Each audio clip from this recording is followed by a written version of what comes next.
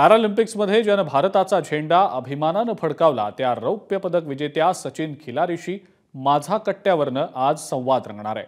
पदक मिळाल्यानंतर जेव्हा भारताचा तिरंगा स्टेडियममध्ये फडकला तेव्हा सचिनच्या मनात नेमक्या कोणत्या भावना दाटून आल्या ते सारच त्यानं माझा कट्ट्यावर शेअर केलंय।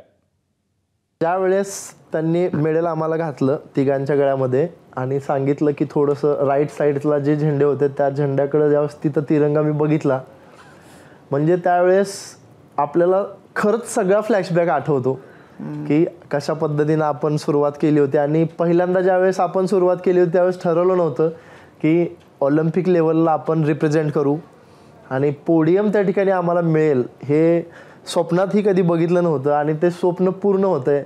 तर स्वप्नपूर्तीची ती एक मनामध्ये चालू होतं फ्लॅशबॅक सगळा आणि पूर्ण ब्लँक होतं असं सगळं।